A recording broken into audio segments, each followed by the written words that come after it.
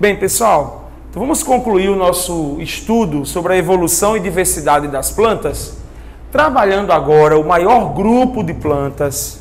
Hoje, mais de 70%, 80% das plantas do planeta pertencem a esse grupo, o grupo das angiospermas, plantas com flores e frutos. É o grupo que nós temos uma relação maior, é o grupo que teve uma maior distribuição pelos diferentes biomas. Quase todos os biomas do planeta são dominados por angiospermas. Até a caatinga e o deserto, que são biomas de condições tão inóspitas pela falta de água, pela escassez de chuvas, mas são biomas onde o principal grupo vegetal dominante são as angiospermas. Os manguezais, que é outro tipo de ecossistema com condições bem inóspitas, pela salinidade, pela questão do baixo teor de oxigênio, mas a vegetação de um mangue é dominada por angiospermas. As plantas aquáticas, por mais que as plantas conquistaram o ambiente terrestre, mas muitas voltaram para o ambiente aquático. As plantas aquáticas são principalmente angiospermas. Então, quais são os fatores de sucesso? Quais os segredos para a evolução de tamanha diversidade das angiospermas? É isso que nós vamos tentar entender. Ou seja, nós vimos, a partir das gimnospermas, já um grande conjunto de inovações evolutivas. A semente, o tubo polínico, a independência de água para a reprodução. Então, as angiospermas, além dessa herança que já vem desde as gimnospermas, tem mais coisas novas. E são essas inovações que nós buscaremos caracterizar e ver qual o impacto delas para explicar a tamanha diversidade das angiospermas. Podemos dizer que na sequência evolutiva é o grupo mais recente de plantas. As angiospermas vieram dominar a paisagem de 60 milhões de anos para cá, porque até então a paisagem era dominada por gimnospermas, como nós falamos. Então até a época dos dinossauros, até a última grande extinção, a paisagem era dominada por gimnospermas. Ok? Então, era paleozoica, foi dominada por pteridófitas, era mesozoica, dominada por gimnospermas, e a era cenozoica, de 60 milhões de anos até hoje, é dominada por angiospermas. Angiospermas. Essa é a vegetação dominante da maior parte dos biomas da era cenozoica, as angiospermas. Bem, nesse cladograma aqui, que vocês têm aí no material, na página 482, confere? Não? É isso? 482? Que tem dois materiais, né? O do material da turma do log e do material da turma do sábado, né? Bem, então nesse cladograma nós temos todas as angiospermas, ok? E elas estão divididas hoje em três grandes grupos. As eudicotiledôneas, as monocotiledôneas. E todos esses grupos aqui, somados 4 grupos, nós podemos reunir e chamarmos de angiospermas basais. Angiospermas basais. Mas nos livros de ensino médio e nas provas, acaba tendo que polaridade? Mono versus dicotiledôneas. Pouco se falam das angiospermas basais. Essas angiospermas basais, elas têm características tanto de mono quanto de dicotiledôneas. Mas mais tarde nós vamos fazer uma comparação, diferenciando, e vamos nos deter principalmente as mono e as dicotiledôneas, tá bom? Não focaremos muito as angiospermas basais. Então agora nós vamos para o ancestral comum de todas as angiospermas e vamos procurar entender quais são as características diagnósticas, as inovações evolutivas das angiospermas, os fatores de sucesso, ó. Começa aqui no cladograma.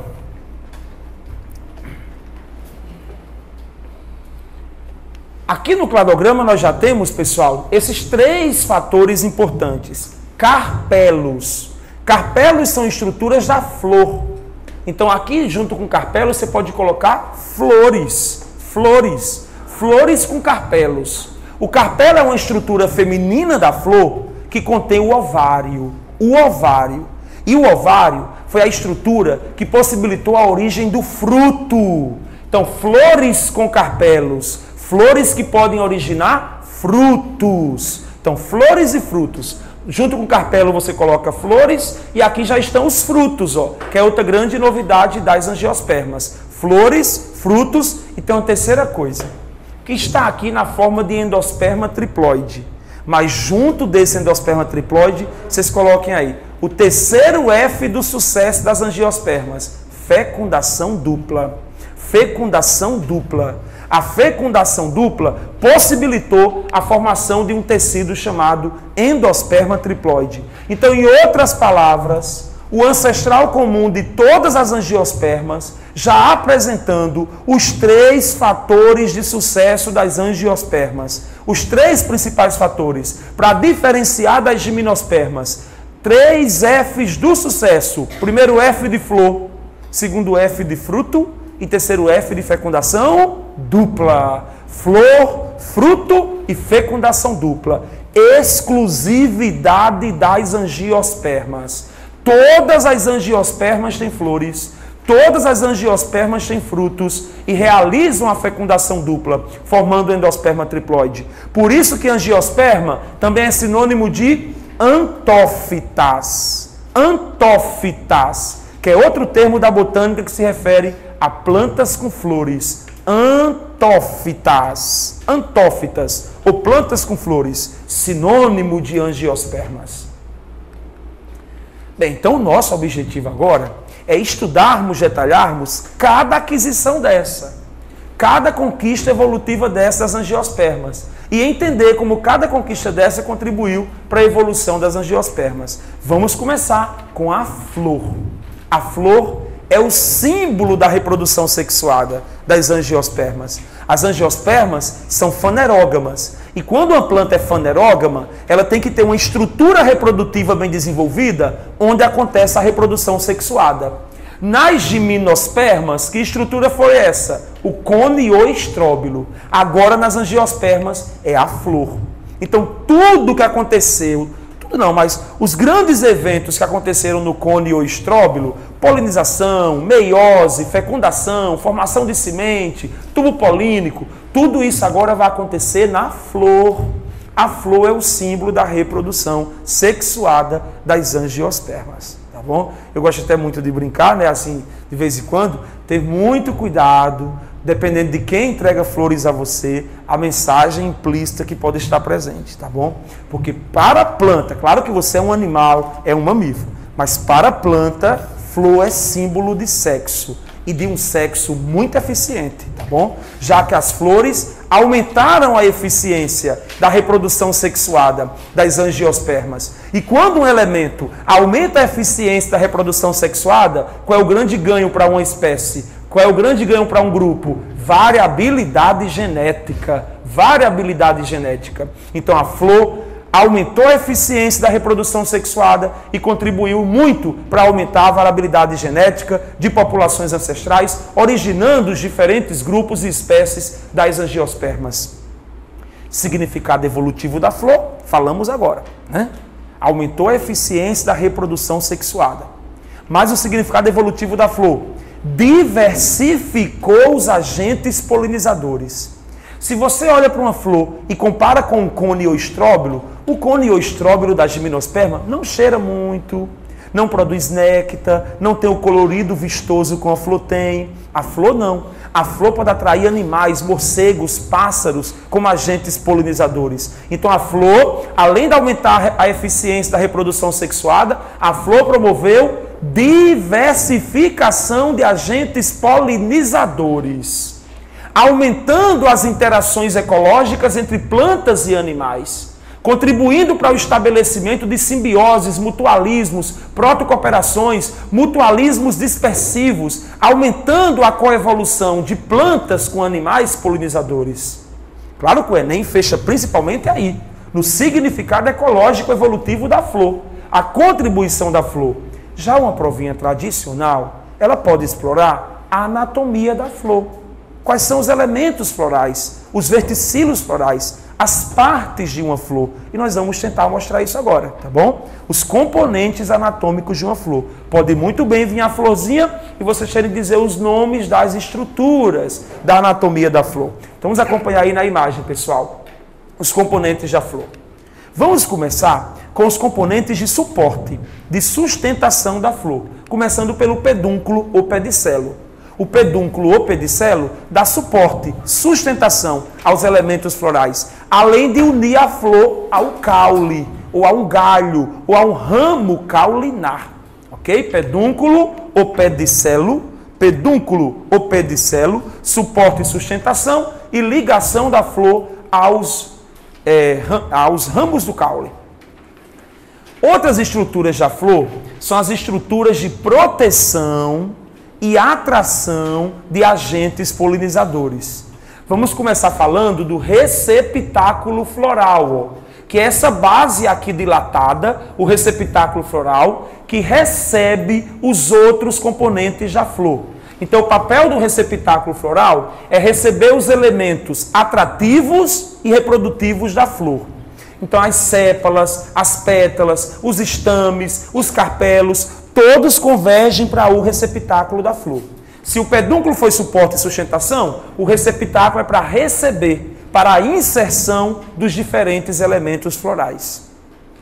Agora nós vamos para os elementos atrativos de uma flor, que são as sépalas, geralmente verdes, e as pétalas, geralmente coloridas. Então, sépalas e pétalas, além de proteger os elementos reprodutivos, sépalas e pétalas atraem agentes polinizadores. O colorido dessas folhas contribuem para atrair insetos, pássaros, mamíferos, para a polinização.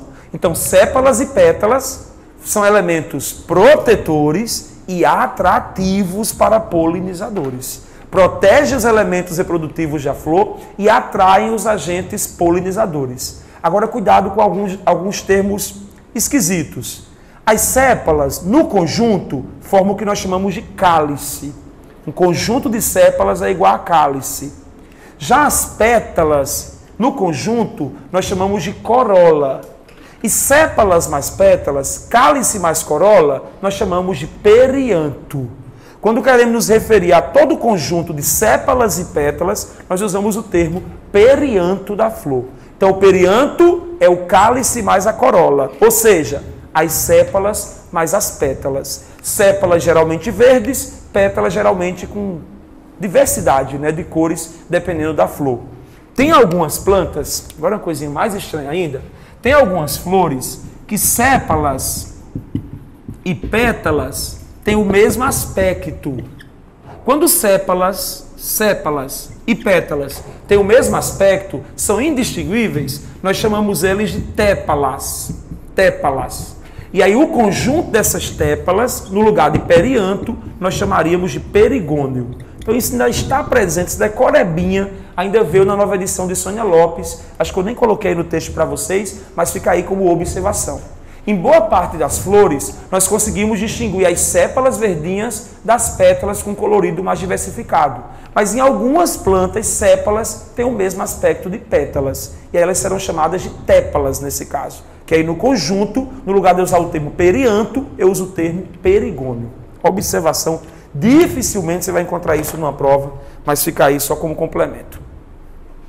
Bem, gente, tirando o pedúnculo de suporte, o receptáculo de inserção, sépalas e pétalas de proteção e atração de polinizadores, sobra quem? Na parte mais central da flor, mais protegido, mais centralizado, os elementos reprodutivos da flor. Os elementos reprodutivos férteis da flor. Temos nessa flor aqui, que é uma flor completa, os elementos masculinos, que é o androceu, que é um conjunto de estames. Olha aqui os estames, que no conjunto formam o androceu, e o elemento feminino, que é o mais centralizado de todo, parece um vaso ornamental, está aqui o gineceu, um conjunto de pistilos ou carpelos. Então aqui do ladinho de estames, coloca androceu. Andro já lembra masculino. Andrógeno, andropausa, andrologista, Andre já é um termo masculino. Então, o androceu é um conjunto de estames, é a parte masculina de uma flor. Gineceu, de ginecologista, Gin, que está presente no nome vagina, que é uma estrutura feminina. Então, esse prefixo gin já lembra feminino. O gineceu, a parte feminina da flor. O gineceu já seria um conjunto de pistilos ou carpelos. Tá bom? Vamos agora dissecar cada um. O androceu e o gineceu.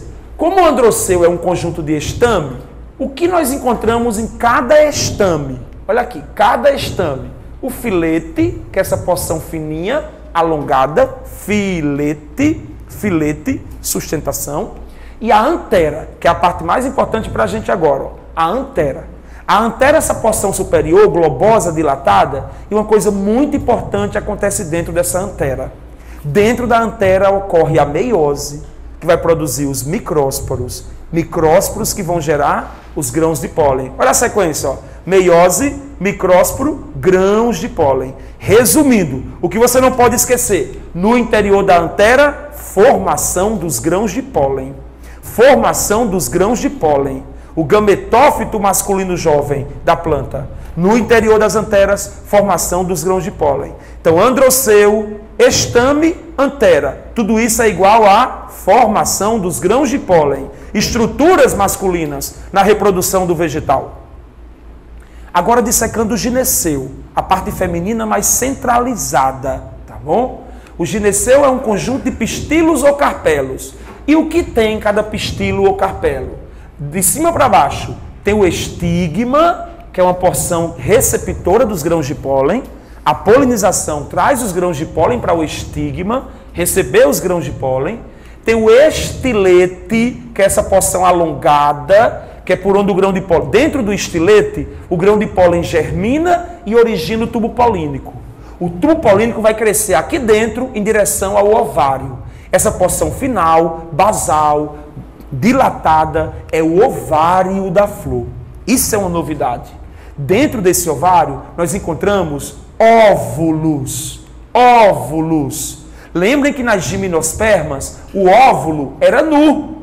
Ele não era protegido por um vaso, pelo ovário. Agora, nas angiospermas, os óvulos estão dentro de um carpelo, estão dentro de um ovário. Ó. Já para a gente ver mais tarde, porque a semente da angiosperma ficará dentro de um fruto. Nós vamos ver que após a fecundação, o óvulo dá origem à semente e o ovário dá origem ao fruto. Por isso que ficam sementes encerradas dentro de um fruto. Então, de novo, estigma, estilete e ovário. E ovário tem o que no seu interior? Óvulo. E nós já vimos que óvulo é onde vai ter a formação do gametófito feminino, é onde vai estar o gameta feminino, é onde vai ter a fecundação e é quem vai dar origem à semente depois do processo da reprodução. Enquanto que o ovário, depois da fecundação, vai dar origem ao fruto. Ao fruto. Então, gente, essa é a anatomia floral. Tá bom? Provinha tradicional pode trazer desenho e exigir aí o nome dos componentes da flor. Perigo, né? Eu acho que um dos pontos mais perigosos aqui é filete e estilete. São dois nomes com finalzinho parecidinho. Filete é do estame, é masculino, tá bom? Estilete é do carpelo, é do gineceu, é feminino, é feminino. Então, depois da anatomia da flor, vamos agora passar uma visão geral agora pelo ciclo reprodutivo das angiospermas. E aí, nesse ciclo reprodutivo, nós vamos, mais uma vez, identificar quais são as características exclusivas diagnósticas desse grupo vegetal. Na verdade, nós vamos repetir aqueles processos que aconteceram lá nas gimnospermas, só que com as particularidades, tá bom? Agora é flor, não é cone ou estróbilo. Então vamos lá. Partindo da flor, lembrando que essa flor que nós estamos usando como exemplo é uma flor, pessoal, monóclina, ou seja, é uma flor bissexuada. É uma flor que tem tanto androceu quanto gineceu, né? A flor de uma planta hermafrodita, monóica. Tem angiospermas que tem flor só com androceu e flor só com gineceu. Mas na maioria das questões vem essas flores que tem androceu e gineceu ao mesmo tempo. Flores completas. Bem, então vamos lá. Para ter reprodução, tem que ter a meiose, fabricar os esporos, o gametófito, os gametas, a fecundação e o zigoto. Como a angiosperma é uma fanerógama, tudo isso acontece numa estrutura bem desenvolvida. A flor. A flor. Então, primeiro vamos mostrar os eventos que acontecem na parte masculina da flor. O androceu, os estames e o foco é a antera. Ó. Então, aqui dentro da antera ocorre a meiose, formação de micrósporos e aí a formação do grão de pólen. Olha o grão de pólen de uma angiosperma. Esse grão de pólen é o gametófito masculino jovem, imaturo. Aqui dentro dele há duas células. A célula generativa é a que vai originar os gametas masculinos. E a célula vegetativa é a que vai originar o tubo polínico. Então, esse grão de pólen, depois de pronto, ele será transportado até o gineceu. Ele será transportado pela polinização. Então, os polinizadores vão trazer o grão de pólen até o gineceu. Depois que o grão de pólen chegar no gineceu, ele germina e origina o tubo polínico. Ó. Aqui você já vê o grão de pólen germinado. O tubo polínico crescendo em direção ao ovário, que é onde está o óvulo com o gameta feminino para a fecundação. Tranquilo a parte masculina? Antera produz grãos de pólen, polinizadores transportam o grão de pólen até o gineceu e no gineceu, grão de pólen germina, originando o tubo polínico. Depois de formado o tubo polínico cresce em direção ao ovário e forma os dois gametas masculinos, que vão participar mais tarde da fecundação. Então, a gente termina com o tubo polínico, formando os gametas masculinos e levando os gametas masculinos até o ovário para participar da fecundação. Agora vamos ver a parte feminina. Preparar a estrutura feminina para a fecundação. O feminino é o gineceu. O gineceu é o pistilo ou carpelo. E a gente vai se concentrar no ovário. Dentro do ovário está o óvulo. Aqui, por enquanto, o óvulo está imaturo. Ele ainda não se desenvolveu. Como é que esse óvulo amadurece? Sofrendo a meiose no seu interior. Então, ocorre a meiose dentro do óvulo. Essa meiose origina o megásporo. E esse megásporo germina e origina o gametófito feminino da angiosperma. Então, resumindo, no interior do ovário está o óvulo. O óvulo amadurece como? Sofrendo a meiose e originando o gametófito feminino das angiospermas. Nas angiospermas, o gametófito feminino, ele recebe um nome especial. Ele é chamado de saco embrionário. E dentro dele há uma estrutura com 7 células e 8 núcleos. Dessas 7 células e 8 núcleos, 2 células vão participar da fecundação. As outras 5 não participam da fecundação. Por isso que eu vou destacar aqui para vocês um desenho, esse óvulo com esse saco embrionário, para que a gente possa identificar quais são as células que participam da dupla fecundação. Tá bom? E uma coisa que eu queria chamar a atenção para vocês é percebam como o gametófito foi cada vez mais reduzido, né? Se você lembrar que na briófita o gametófito era toda a planta, olha agora numa angiosperma o que é o gametófito. O gametófito masculino é um tubo polínico que cresce dentro de uma flor. Para quem já foi uma planta inteira na briófita, ser reduzido a um tubo polínico. O gametófito feminino era o musgo da briófita. Agora, no angiosperma, o gametófito feminino é uma estrutura pequena, com 7 células e 8 núcleos, contida dentro de um óvulo da flor. Com isso, eu quero mostrar para vocês como foi forte essa tendência evolutiva das plantas, das briófitas em direção às angiospermas, essa redução do gametófito e esse desenvolvimento do esporófito. Tá bom? Então, de novo, nas angiospermas, quem é o gametófito masculino? O tubo polínico. Mas quem é o gametófito feminino dentro do óvulo? O saco embrionário. Agora eu quero que vocês destaquem do saco embrionário quais são as 2 células que participam da fecundação. Tá bom? Então, destacando, ó, a oosfera, que é o gameta feminino, ele sempre é o gameta feminino, independente da planta. A oosfera e os núcleos polares. Essas são as células do saco embrionário que participarão da fecundação, da dupla fecundação. A oosfera e os núcleos polares. Aqui dentro também existem mais 2 tipos de células, sinérgides e antípodas. A gente não precisa se preocupar com essas sinérgides ou antípodas, porque elas não participam da dupla fecundação. Elas não serão fecundadas, ok? Eu já vi uma vez uma questão UPE, esse ano ainda tem prova UPE, espero que essa questão não se repita, que foi uma questão que trazia esse desenho aqui do óvulo. da angiosperma. O óvulo com o saco embrionário contendo essas 7 células e 8 núcleos. E o aluno tinha que saber onde estava a oosfera desse desenho todo, tá bom? Uma dica, procurem a abertura do óvulo, que é por onde vai chegar o tubo polínico. Olha o tubo polínico chegando aqui, ó, pela abertura do óvulo. E você vê pelo desenho onde é que tem uma abertura, ó, é nesse ponto aqui. A oosfera fica logo acima dessa abertura, tá bom? As outras células ficam para cima, Então a oosfera fica logo aqui, como se tivesse oferecida, ó. Já estou aqui para quando os gametas masculinos chegarem, eu ser a primeira a ser fecundada, ó. Então ela fica logo na entrada do óvulo, do saco embrionário, a oosfera, próximo da abertura do óvulo, ok? Mas eu acho muito difícil esse tipo de questão ser repetida com as modificações, tendências, né, que os vestibulares residuais tiveram que assumir para se aproximar do modo de avaliação do Enem. Então não precisa a gente se preocupar com tanto, ok? Bem, gente, então o óvulo está maduro. Já tem os núcleos polares e a oosfera, que serão as células fecundadas na dupla fecundação. O nosso objetivo agora é mostrar para vocês como é essa dupla fecundação.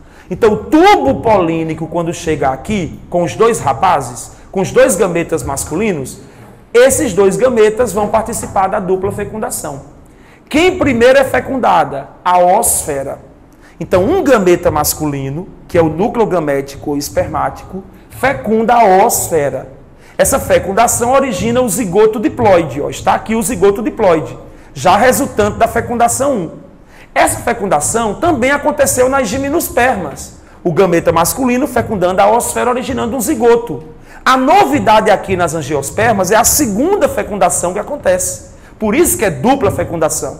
Então, o segundo gameta masculino fecunda os 2 núcleos polares. Um segundo gameta masculino fecunda os 2 núcleos polares. Cada núcleo polar desse tem N cromossomos. Então você tem o N do gameta masculino fecundando N mais N, que são os núcleos polares. Então no final é uma soma. Nessa fecundação acontece N mais N mais N, originando uma célula triploide, um núcleo triploide. Esse núcleo triploide, ele se desenvolve e vai formar uma estrutura chamada endosperma secundário triploide, que será o tecido de reserva nutritivo do embrião, o endosperma secundário triploide. Então, o que eu preciso que vocês guardem, que nas angiospermas é uma dupla fecundação. A fecundação 1 forma o zigoto diploide e a fecundação 2 forma o endosperma secundário triploide. Então, não esqueçam os produtos da dupla fecundação, exclusivo das angiospermas. De novo, fecundação 1 origina o zigoto diploide. Fecundação 2 origina o endosperma secundário triploide. Cuidado com as pegadinhas de prova. Esse endosperma secundário da angiosperma é 3N, é triploide. Não confunda com o da gimnosperma, que é N, haploide. Endosperma 3N é exclusivo das angiospermas. Então, zigoto diploide e endosperma triploide são os 2 produtos da dupla fecundação das angiospermas. Bem, gente, terminado o enxerimento, a dupla fecundação, o que vai acontecer com o ovário e o óvulo? O óvulo se transforma em semente. E as paredes do ovário, estimuladas por hormônios, que nós vamos ver depois, a auxina, por exemplo, origina o fruto. Então, após a dupla fecundação, o óvulo origina a semente e o ovário origina o fruto, fechando o ciclo reprodutivo das angiospermas. Óvulo origina a semente, assim como era na gimnosperma, só que agora tem um ovário. O ovário vai originar o fruto. Por isso que a semente não é nua, a semente está dentro do fruto. Então, fruto, olha aqui a semente, pessoal, fruto que veio do ovário, tegumento da semente, que era a parede do óvulo, o embrião diploide, que veio da fecundação 1, e o endosperma secundário triploide, que veio da fecundação 2. Está aqui, ó. Esse fruto cai no solo, essa semente vai germinar, originando uma nova planta, uma nova angiosperma, fechando o ciclo. É chata, detalhes, né? Mas não adianta fugir disso, ok? E o ovário origina o fruto. Os hormônios que estimulam a formação do fruto a partir do ovário a gente fala depois, tá bom? Em detalhes. na aula de fisiologia vegetal. Então, gente, quero fazer uma peneira aqui nesse desenho. E qual é a peneira? Eu quero que a partir desse desenho, a gente destaque o que só existe nas angiospermas. É muito importante isso ficar, tá bom? Como a gente fez um desenho das gimnospermas. O que só existe nas angios. Exclusividade das angiospermas. Vamos lá. Flor. Começa pela flor. Só há flores em angiospermas. Tá bom? O que mais, professor? Depois da flor, o que é que eu vou destacar? A fecundação dupla. A fecundação dupla é exclusividade das angiospermas. Ó. Então, flor, ok?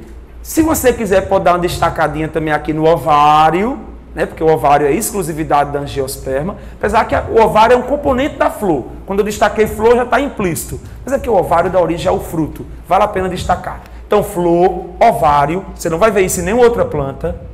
Saco embrionário, ó, aqui no meio. Porque só nas angiospermas o gametófito feminino é chamado de saco embrionário.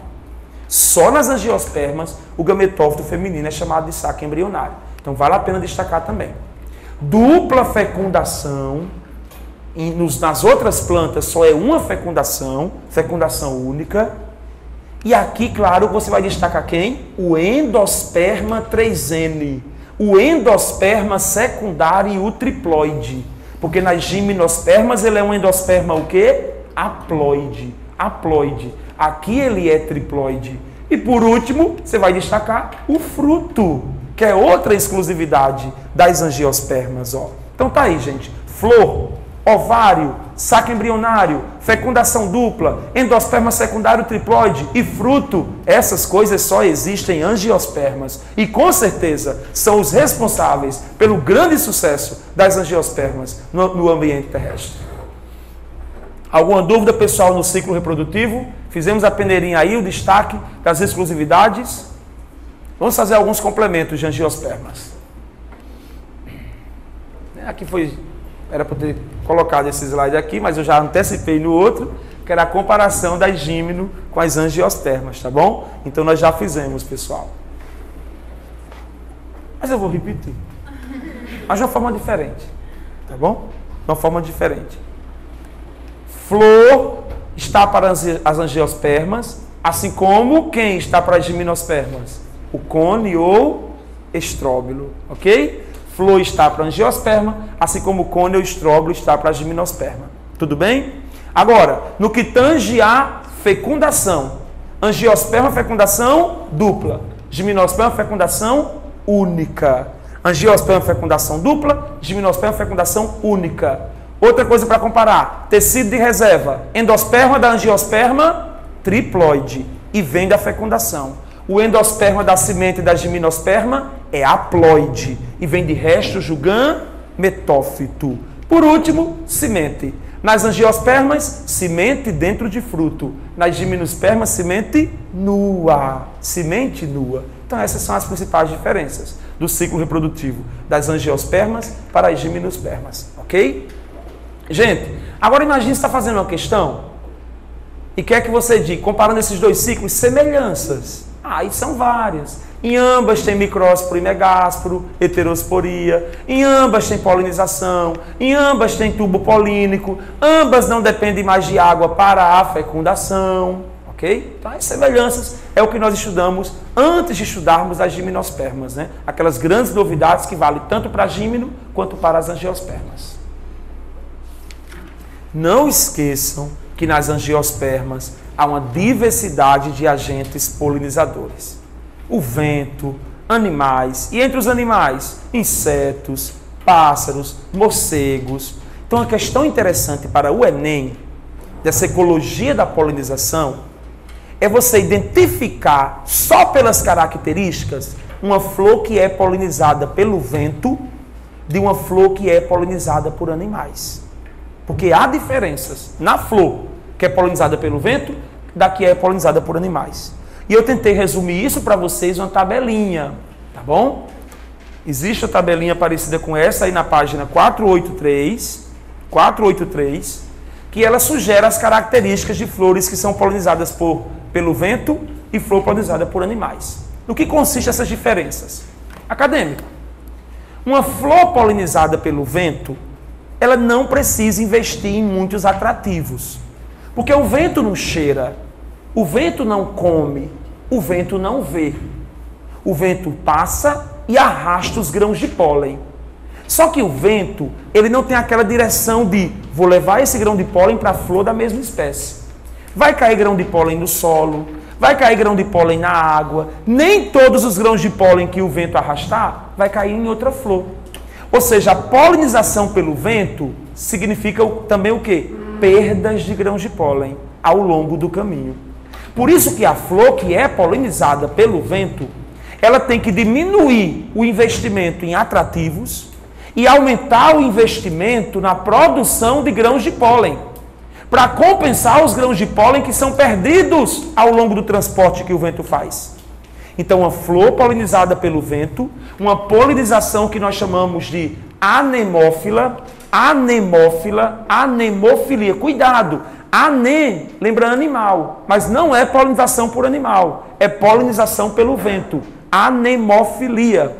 Então, uma flor, pessoal, com grãos de pólen pequenos, leves e em grande quantidade. Se o grão de pólen é pequeno e leve, facilita o movimento junto com o vento. E em grande quantidade, para compensar as perdas. Em outras palavras, quem é que fabrica os grãos de pólen? As anteras. Então você pode colocar também aqui o quê? Anteras grandes, anteras bem desenvolvidas, flores polinizadas pelo vento. Acho que eu não consegui nenhuma imagem de flor polinizada pelo vento. A maioria das que tem aqui são flor polinizadas por animais. Não tenho nenhuma, pessoal. Acho que essa aqui dá pra gente trabalhar. Ó. Dá pra trabalhar essa última aqui, ó, essa branquinha. Ó. Você vê que não investiu muito em colorido de suas pétalas. Estão percebendo? Ó? Não há muito colorido. Mas está bem proeminente aqui no meio esse amarelo das anteras. As anteras bem globosas, desenvolvidas. Porque elas são as fábricas de grãos de pólen. Então tem que fabricar muito grão de pólen, pequenininho, leve, pouco denso, né? Para facilitar o movimento junto com o vento. Ó. Ou seja, a corola, que é onde estão as sépalas e as pétalas, no caso as pétalas, não é muito vistosa, ó, não é muito desenvolvida, tá bom? Agora, já as flores polinizadas por animais, olha aqui o colorido, pessoal. Há todo o perfume, a néctar, há um investimento. A flor investe em atrativos para atrair o animal pelo olfato. Atrair para que o animal, pelo olfato, por sua visão, por sua sede por comida, o animal possa chegar até a flor e coletar os grãos de pólen, levando o pólen para outra flor. Em outras palavras, a polinização por animais, ela é uma polinização dirigida. O animal pega o pólen de uma flor e há uma chance maior dele levar esse grão de pólen até outra flor. Então as perdas de grãos de pólen são menores, pessoal. Perdas de grãos de pólen são menores. Então isso acaba aumentando a eficiência da polinização. Por isso que para recompensar a polinização, a planta investe em colorido. A planta investe em perfume e a planta investe em néctar, que é uma solução açucarada, que ajuda a alimentar o animal. Olha aqui algumas características. Ó. No caso, flores polinizadas por borboletas, abelhas e aves, insetos e aves. Ó. Tem pétalas coloridas, tem um odor presente. O inseto tem um olfato desenvolvido, né? A ave tem uma visão bem desenvolvida. Por isso que é importante investir em colorido, para que a flor seja polinizada por aves. Ó. Já o grão de pólen, ele é pegajoso, para facilitar a aderência no corpo do animal, é pegajoso, e produzido em pequena quantidade. A planta não precisa fabricar muito grão de pólen, porque sabe que a polinização é dirigida. Né? Só lembrando, pessoal, que a polinização por borboletas, abelhas, ou seja, por insetos, ela é chamada de entomófila, entomofilia. Entomo vem de entomologia, estudo dos insetos. Então, polinização entomófila, polinização por insetos. Já a polinização por aves é chamada de ornitófila. Então, só ficar atento a esses termos. Mas tem aí na tabelinha, não tem para vocês, eu acho? Aqui já é de sementes, A polinização tá... Então, ó, esses termos aqui, anemófila é polinização por vento, entomófila, polinização por insetos, ornitófila, polinização por aves, pássaros, ok? Pronto. Agora continuando. À noite, importantes polinizadores da noite, morcegos, mais insetos, mariposas, besouros. Aí, ó, à noite, geralmente as flores, né, tem que ser brancas ou escuras, o odor tem que ser forte. Já que a visão não é muito boa à noite, a flor tem que atrair muito o animal pelo olfato, ó. Então, investe muito em odores, né, perfumes, né. O pólen também é pouco abundante, mas é pegajoso para facilitar a aderência no corpo dos animais. Então, a gente percebe que a polinização por animais, de uma forma geral, a planta ela investe em atrativos, colorido, pigmentos, perfumes, odores e néctar. Aqui a tabela não valorizou muito a questão do néctar, mas o néctar é importante, que é a secreção açucarada. Então essa polinização por morcegos, a gente chama de quiropterófila, porque morcegos é um grupo dos mamíferos quirópteros. Polinização por morcegos, ó. Então aqui estão os principais agentes polinizadores das angiospermas. O vento, polinização anemófila, insetos entomófila, aves ornitófila e morcegos quiropterófila. Como eu disse para vocês, as flores permitiram uma maior diversificação de agentes polinizadores. Enquanto que nas gimnospermas, a polinização se dava principalmente pelo vento, em alguns casos por insetos. Vocês terem ideia, é tão importante essa polinização por animais, que algumas flores, olha esse caso aqui, pessoal. Algumas flores, para atrair o inseto polinizador, elas imitam o formato da fêmea do inseto. Ó. Isso aqui é um caso de mimetismo. Mimetismo é uma flor que é semelhante à fêmea do inseto. Então o inseto pousa para a cópula, mas na verdade está sendo enganado. Ele acha que está indo copular a fêmea, ele está indo coletar grãos de pólen da flor, para facilitar a polinização. Para ver como a polinização ela é resultado de uma importante coevolução, plantas-animais. Se a questão perguntar qual é a relação ecológica entre plantas e animais polinizadores, você pode marcar mutualismo. Se não tiver mutualismo, você marque protocooperação. Protocooperação. Mutualismo ou protocooperação são as duas relações ecológicas que melhor caracteriza essa harmonia que existe entre plantas e animais polinizadores. Essa botânica com contexto ecológico é forte para o Enem. Bem, aqui nós já mostramos, né, que é a fecundação dupla. Né? Aqui com mais detalhes a fecundação dupla. Essa é uma imagem que vocês não têm no material, acredito, tá bom? Mas é só para mostrar, ó, o óvulo com o saco embrionário, as 7 células e 8 núcleos, ó, e o tubo polínico chegando aqui, pessoal. Ó, o tubo polínico com os 2 rapazinhos para participar da fecundação. Então nós já trabalhamos isso aqui, a fecundação dupla. Pronto. Agora vamos falar um pouquinho mais do fruto. Né? Flor, primeiro F do sucesso. Fecundação dupla, segundo F do sucesso, formando o tecido de reserva triploide. Agora o terceiro F do sucesso, o fruto. Qual a vantagem de uma planta ter fruto? Como o fruto contribuiu para a evolução das angiospermas? O fruto protege a semente. O fruto protege a semente. Se protege a semente, protege o embrião.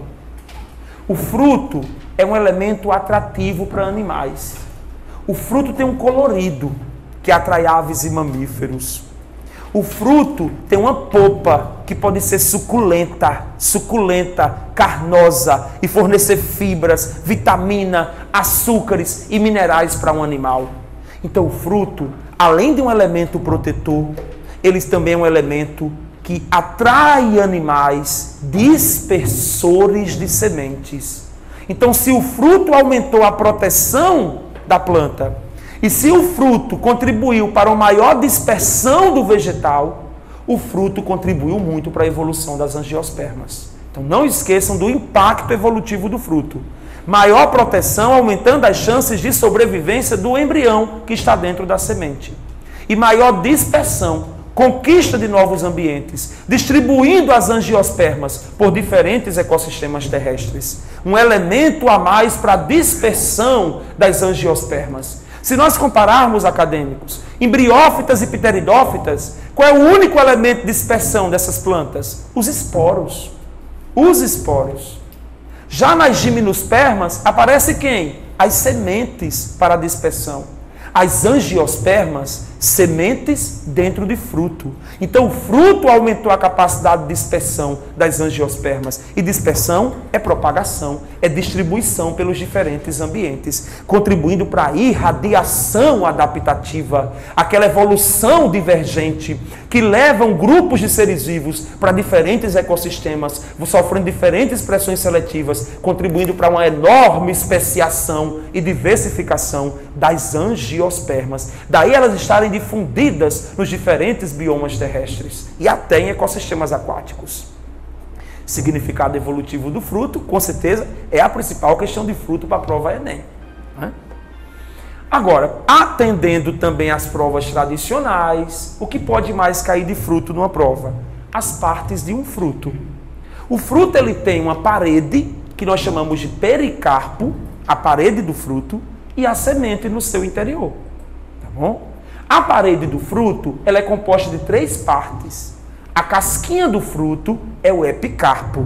E é aí onde se concentram muitos pigmentos, né? Antocianinas, flavonoides, pigmentos que ficam armazenados em vacúolos, por exemplo, em plastos. São esses pigmentos que dão todo o colorido, que protegem o fruto da radiação ultravioleta excessiva. São esses pigmentos que atraem animais dispersores das sementes, pessoal.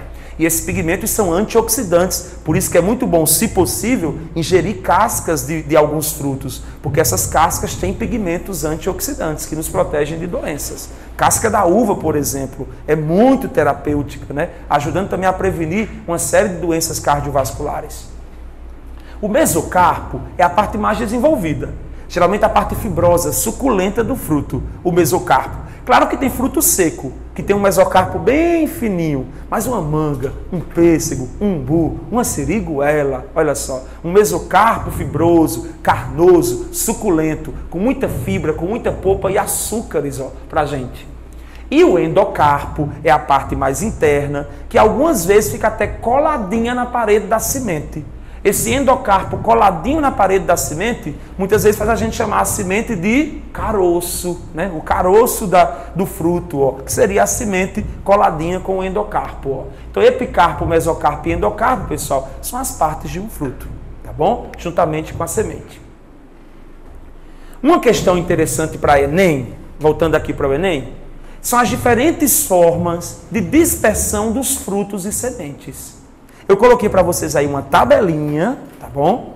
Tabelinha da página 484, mostrando as diferentes formas de dispersão de frutos e sementes das angiospermas, ok? Vamos analisar. O importante para o Enem é o quê? É você saber a forma de dispersão e que características o fruto tem, adaptações do fruto para aquela forma de dispersão. Se o grande segredo do fruto é a dispersão, então como se pode dar essa dispersão? Pelo vento.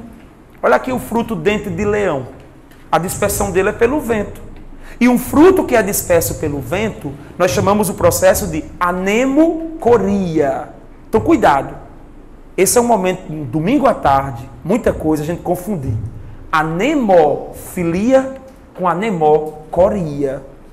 O sufixo filia é em relação à polinização.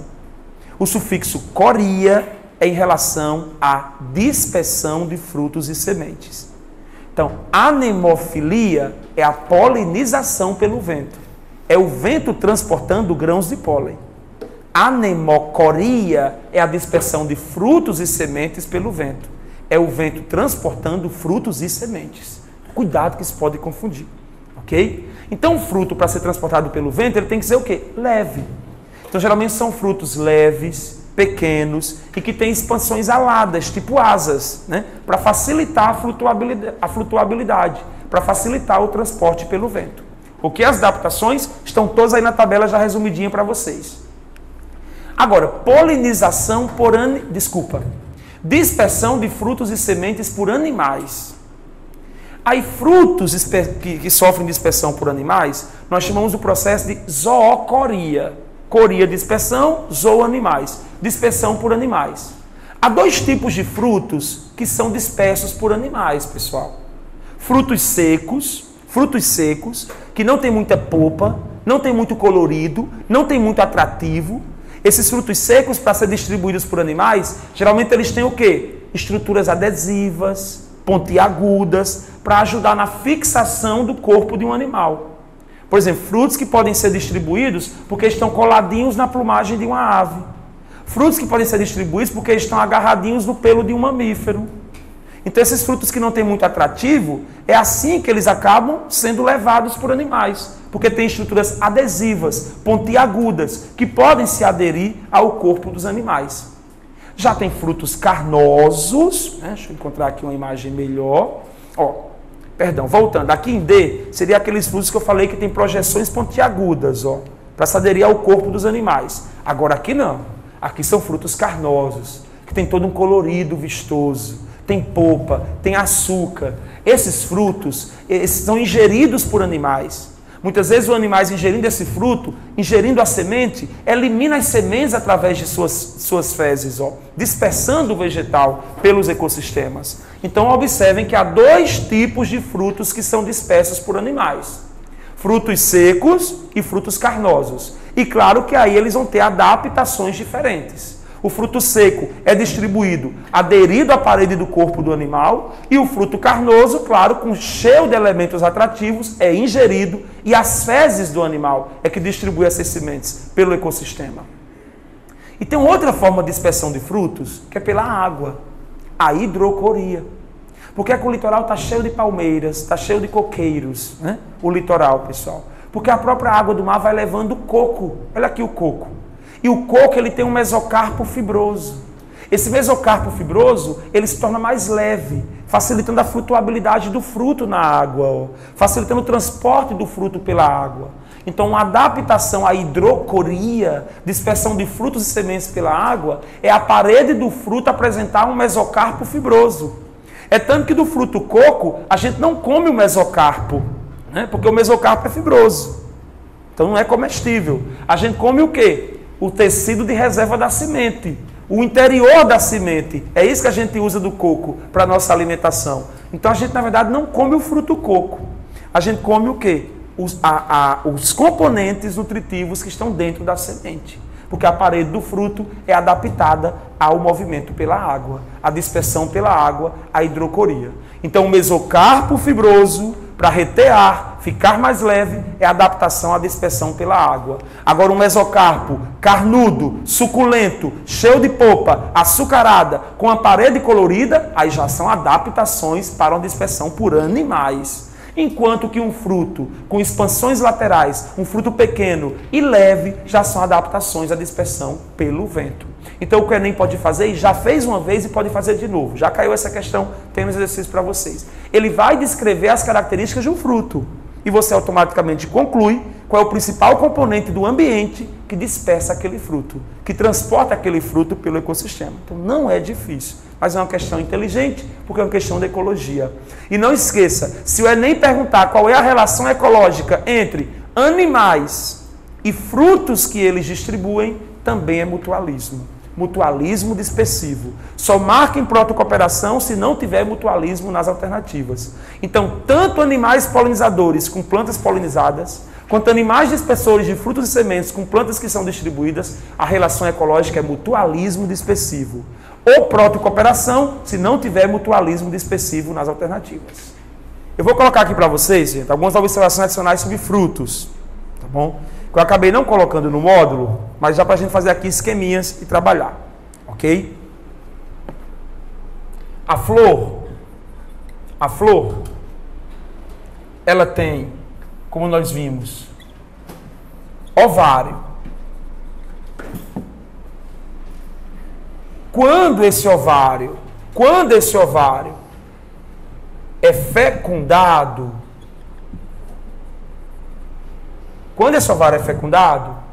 ele vai apresentar uma semente no seu interior. Somente ovário fecundado com semente no seu interior é que eu chamo de fruto verdadeiro. Fruto verdadeiro. Ok? Já já eu vou ramificar aqui. Por isso que eu preciso de um espaço grande aí para vocês fazerem esse esquema. Já já eu ramifico aqui. Fruto verdadeiro.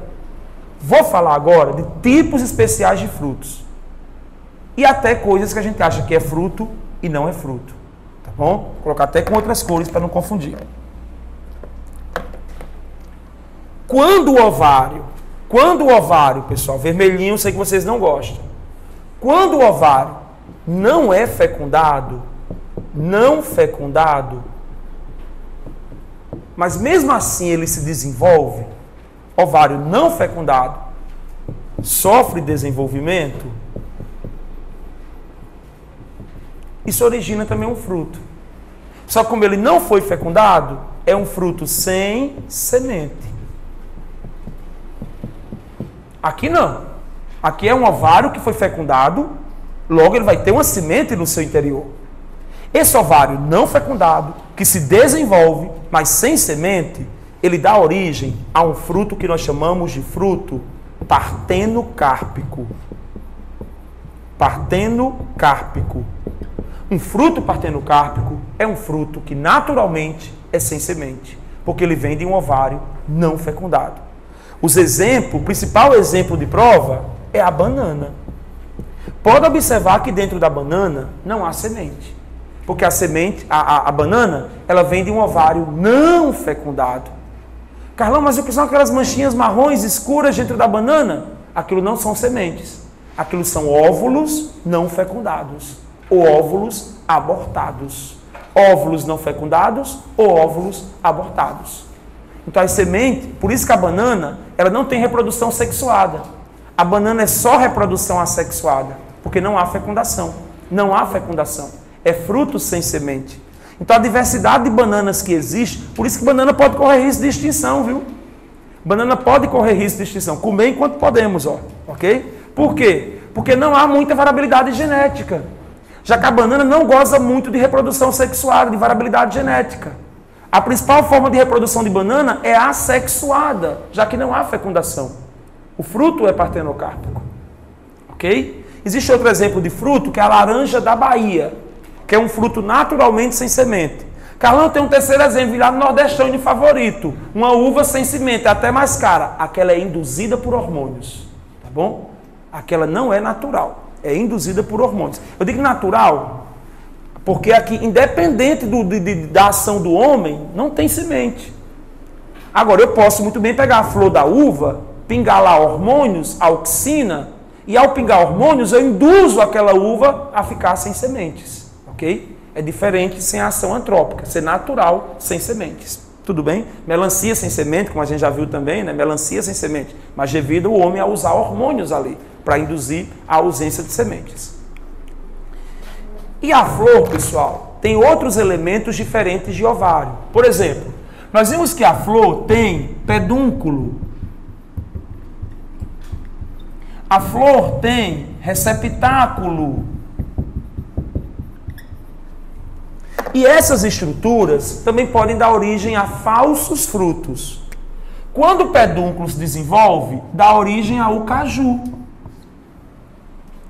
Quando o receptáculo de uma flor se desenvolve, dá origem a frutos como maçã, frutos não, né? Pseudofrutos, morango, pera.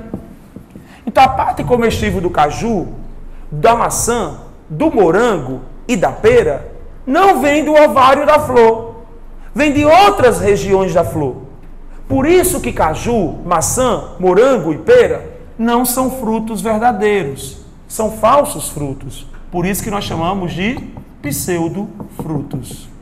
Pseudofrutos. Então, cuidado. Fruto verdadeiro vem do ovário da flor. Fruto partenocárpico vem do ovário, mas um ovário não fecundado. E pseudofrutos não vem de ovário da flor, vem de outras partes da flor. A parte comestível do caju vem do pedúnculo da flor do cajueiro. A castanha do caju é que é o fruto verdadeiro. A castanha sim do caju é que vem do ovário da flor. Aquela parte polpa, amarelinha, vermelhinha, vem do pedúnculo. Maçã, morango e pera. Na maçã e na pera, a parte que a gente come não veio do ovário, veio do receptáculo da flor. Aquela parte que a gente não come, que fica no final, com aquelas sementezinhas, é que veio do ovário da flor. O morango, a parte vermelhinha interna, não veio do ovário. O fruto verdadeiro do morango são aqueles pontinhos escuros que tem por fora do morango. Vocês devem ter visto, né? Aqueles pontinhos escuros. Ali é o fruto verdadeiro do morango. Existem outros exemplos de pseudofrutos. Jaca, figo, abacaxi, tá bom? Amora, framboesa. São outros exemplos de pseudofrutos, tá bom? Que existe. Ou seja, falsos frutos. A parte comestível geralmente não vem do ovário da flor. Ok, pessoal? Aí tem autores que classificam os pseudofrutos em simples, agregado e composto. Tá bom? Mas geralmente não cai em prova. Só para saber que é uma classificação dos pseudofrutos. Simples, agregado e composto. Agora, o nosso foco vai ser aqui no fruto verdadeiro. Existem dois grupos de frutos verdadeiros. Os frutos secos e os frutos carnosos.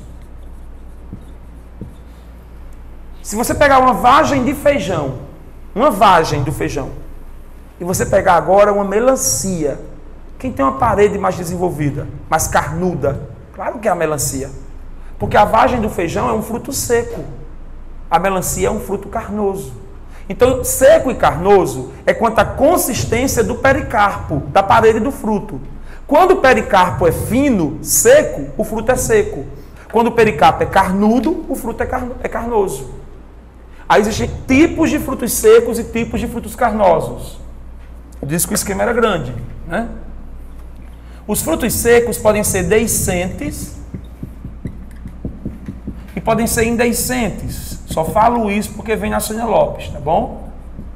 Frutos deiscentes são os que se abrem quando maduro, para liberar as sementes. É isso que é um fruto deiscente. Fruto indeiscente não se abre quando maduro, para liberar a semente. Tem que acontecer algum processo lá para liberar a semente do fruto. Ok? Fruto seco pode ser deiscente ou indeiscente. O deiscente abre-se quando maduro para liberar as sementes. O indeiscente não se abre quando maduro, para liberar as sementes. Ok? Seu indecente, você não quer se abrir, né? Para liberar as sementes. Ó. O decente se abre quando maduro, para liberar. Quando maduro, para liberar as sementes. Há dois exemplos importantes para a prova UPE. Isso aqui, claro, se cair é solar. De frutos secos deiscentes. A cápsula, porque nesse exemplo aqui tem o algodão nordestino. E tem a castanha do Pará. Castanha do Pará. E o outro exemplo é o legume. Porque aqui está quem? O feijão. Aqui está quem? A soja. Aqui está a ervilha. São frutos secos deiscentes tipo legume. Então esses são dois exemplos importantes de frutos secos deiscentes. Cápsula, que é o caso do algodão e castanha do Pará. E legume, que é o caso do feijão, soja e ervilha. Tá bom? Pode acreditar. Eu estou fazendo aqui ainda uma síntese do que tem nos livros de ensino médio para vocês. E tentando deixar prático na forma de um esquema. Tá bom? Você olha rapidinho ali, guarda. Os indeiscentes não se abrem quando maduros. Foi isso que eu falei para vocês? E há dois exemplos importantes de prova. O aquênio e o cariópse. Cariópse ou grão. Exemplo de aquênio. Exemplo de aquênio. O fruto do morango. O fruto, não é o pseudofruto. O fruto do morango e do girassol. E exemplo de cariópse ou grão é o caso das gramíneas. Então, milho, arroz, cana-de-açúcar. Se você pegar um grão de milho amarelinho daquele, alguém já conseguiu pegar um grão de milho amarelinho daquele seco, sem ser cozido, e com a unha, eu sei que tem mulheres com unhas poderosas, separar ali a semente da parede do fruto, fica difícil. Porque está tudo colado ali, incrustado. Dali é a semente com o fruto. Por isso que é indeiscente. Ó. Você não consegue separar a semente do fruto. É uma coisa só. Tá bom? Mesma coisa um grãozinho de arroz. Você não consegue fazer isso. Tá bom? É tanto da ideia que um grãozinho de arroz já é a semente. Mas não. Um grãozinho de arroz é um fruto. A semente está toda colada na parede daquele grãozinho de arroz. Você não consegue separar. Por isso que é indeiscente. não se abre quando maduro para liberar as sementes. Ok? Já no morango e no girassol, não é muito prático, mas bem rápido, a semente ela fica pendurada só por um pontinho na parede do fruto. Fica mais fácil você destacar. Agora, os frutos carnosos que são os que a gente acaba usando mais, são os que a gente tradicionalmente chama de fruta, os frutos carnosos, podem ser de dois tipos, baga e drupa. Qual é a diferença? Baga é o fruto carnoso com várias sementes no seu interior. Sementes livres, fáceis de separar. Então, por exemplo, laranja, uva, melancia, desde que o fruto tenha várias sementes livres no seu interior. Várias sementes livres no seu interior. É isso que é um fruto carnoso tipo baga. Tá bom? Já um fruto carnoso tipo drupa, há uma única semente no interior, grande e crescida, que nós chamamos de caroço. Então, vou colocar aqui, ó, presença de caroço. Uma única semente, grande e crescida na forma de caroço. É um fruto carnoso drupa. Exemplo, umbu, cajá, azeitona, abacate, ameixa, siriguela. Alguns com água na boca, já é tanto fruto bom. Perceberam que todos esses frutos que eu falei têm caroço, são carnudos, mas é uma única semente dentro deles, na forma de um grande caroço. Azeitona, siriguela, pêssego, manga, né? Manga, umbu, cajá. Agora, quando há várias sementes menores e livres, eu chamo o fruto carnoso de baga. Quando há várias sementes menores e livres, é um fruto carnoso tipo baga. Então, gente, tem essa decorebinha aí, tá bom? Então, num único esquema, a classificação dos frutos. Você que disse que era só um complemento, né, professor? Aí arruma de coisa no quadro. Gente, para terminar essa parte de angiospermas, uma questão que é frequente nas provas tradicionais são as principais diferenças entre os dois principais grupos de angiospermas, as mono e as eudicotiledôneas. Existe uma série de critérios que ajudam a gente a diferenciar as mono das eudicotiledôneas. Isso aqui realmente é uma das decorebas de botânica que mais cai em prova. Então ela não deve ser negligenciada. Está aí para você já na tabelinha, página 484, né? As principais diferenças entre as mono e as dicotiledôneas. Ah tá, agora que eu vi, que eu reparti em dois. Ah tá, entendi. Pronto. Vamos lá? Ó, primeiro eu queria mostrar para vocês quem são exemplos de monocotiledôneas do nosso dia a dia. Exemplos de monocotiledôneas. Já, domingo de noite, após a aula, sinto que tem gente aqui que vai direto para o açaí, né? Se encontrar com a turma, né? Para distrair um pouquinho, né? Tá tão famoso esse açaí. Será que a gente já parou para pensar, botanicamente, açaí é o quê? Será que é uma briófita, né? É uma gimnosperma? De onde veio esse tão famoso açaí? Eu também estou viciado, tá bom? Nesse açaí. Gente, o açaí é uma palmeira.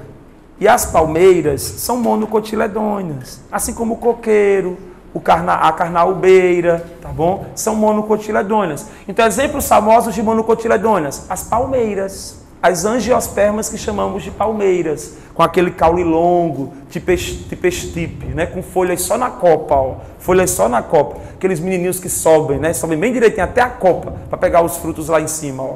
Então, açaizeiro, carnaubeira, tudo isso são o babaçu, lá da mata de Cocais, aqui do estado do Maranhão. Então, as palmeiras são angiospermas monocotiledôneas. O fruto do açaí é de onde deve ser um fruto carnoso, né? Para extrair tanta polpa, né? Um fruto carnoso. Todo mundo hoje tomando açaí, lembrando das características das monocotiledôneas, né? Angiospermas mono. Eu digo isso porque está famoso. Pode ser que uma provinha UPE crie uma questão do açaí, para você lembrar as características das monocotiledôneas, tá bom? Outro grupo famoso de monocotiledôneas são as gramíneas. Gramíneas. Exemplos famosos de gramíneas: cana-de-açúcar, arroz, tá bom? Cana-de-açúcar, arroz, milho, são exemplos de gramíneas. Então, são monocotiledôneas. Então, gramíneas e palmeiras, dois fortes exemplos de monocotiledôneas. Já as dicotiledôneas é tanta planta que são dicotiledôneas, mas um exemplo famoso de dicotiledôneas, as leguminosas. Feijão, ervilha, amendoim, são exemplos de dicotiledôneas. Okay? Então não tem como agora a gente listar todas, são muitas. Eu peguei aqui 3 grupinhos que são bem famosos da flora, as palmeiras, as gramíneas e as leguminosas, né? Bem presentes aí na nossa alimentação. Palmeiras e gramíneas são monocotiledôneas e as leguminosas são dicotiledôneas. Agora vamos saber como diferenciar esses 2 grupos de angiospermas. Um critério é o número de cotilédones no embrião. Dentro do nascimento tem um embrião. E uma das partes do embrião é o cotilédone. Cotilédone, pessoal, é uma folhinha que armazena e transfere nutrientes para o embrião. É isso que é cotilédone. É uma folhinha que armazena e transfere nutrientes para o embrião. Nas monocotiledôneas, dentro da semente, o embrião tem só um cotilédone. Daí o nome, monocoti, um cotilédone. Já nas eudicotiledôneas, dentro da semente, o embrião tem 2 cotilédones. 2 cotilédones, ok? As monocotiledôneas, elas geralmente, pessoal, elas armazenam a reserva no endosperma. Então, o cotilédone é mais um transferidor dos nutrientes para o embrião. Então, nas mono, um cotilédone, transferidor de nutrientes para o embrião. Enquanto que nas dicotiledôneas, quando você pega um grão de feijão, que você abre aquele grão em 2 metades iguais, aquelas 2 metades, dentro dela, tem 2 cotilédones cheios de nutrientes. Porque nas dicotiledôneas, geralmente os cotilédones não só transferem, eles também armazenam os nutrientes necessários. Então, nas dicotiledôneas, 2 cotilédones armazenadores e transferidores de nutrientes para o embrião. Outro critério é você olhar a folha e ver o padrão das nervuras da folha. As nervuras de uma folha não é nervo, neurônio, são vasos condutores que ficam dentro, é o sistema circulatório da folha, fica na forma de nervuras. Nas monocotiledôneas, as nervuras são paralelas, folhas com nervuras paralelas. Já nas dicotiledôneas, as folhas geralmente têm um formato de pena, pena de ave, porque as nervuras, elas são reticuladas, ó. Há uma nervura central e da nervura central partem vezinhos, ó, nervuras reticuladas. Um outro critério para diferenciar é o caule. Dentro do caule, há vasos condutores. Ó. Esses pontinhos aqui são vasos condutores. Só que nas monocotiledôneas, o caule tem um padrão disperso de feixes vasculares. Feixes vasculares dispersos por todo o caule. Enquanto que nas dicotiledôneas, os feixes vasculares eles estão organizados formando um anel central. Ó. Nas dicotiledôneas, os feixes vasculares estão em um anel, em torno de um anel. Ó. Há uma disposição mais ordenada, mais regular dos feixes vasculares. Mais critérios, o tipo de raiz. Nas palmeiras, nas monocotiledôneas, a raiz é do tipo fasciculada, ou raiz em cabeleira. Não há uma raiz principal que cresce em profundidade. A raiz, ela se distribui mais horizontalmente, próximo da superfície do solo. Agora, é um ótimo tipo de raiz para proteger o solo da erosão. Por isso que é comum colocar no jardim, colocar em alguns campos, grama.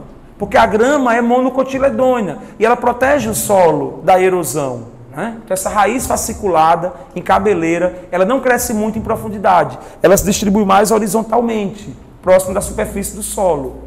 Na dicotiledônea, não. Na direita é dicotiledônea. Há uma raiz principal que se aprofunda e dessa raiz principal partem raízes secundárias ou laterais. É um tipo de raiz que nós chamamos de axial, AXI, axial ou pivotante. A raiz das dicotiledôneas. Axial ou pivotante. Tá bom? Esse tipo de raiz, por crescer muito em profundidade, ela acaba aumentando as chances da planta encontrar lençóis subterrâneos, lençóis freáticos, que contêm água no solo. Por isso que muitas árvores da caatinga têm esse tipo de raiz. As árvores da caatinga, a algaroba, por exemplo, que cresce muito em profundidade, se ramifica muito. E isso aumenta as chances de captação eficiente de água. Então o Enem pode trazer esse contexto, como a UFRN trouxe uma vez na prova discursiva. Para proteger mais o solo da erosão, é melhor uma raiz fasciculada, que se dispõe mais horizontalmente, abrangendo uma grande área superficial do solo. Mas já para aumentar as chances de encontrar um reservatório de água, é melhor uma raiz axial ou pivotante, porque ela cresce mais em profundidade. Bom? Então, no critério flores, ó, número de elementos florais, pessoal, na flor, tá bom?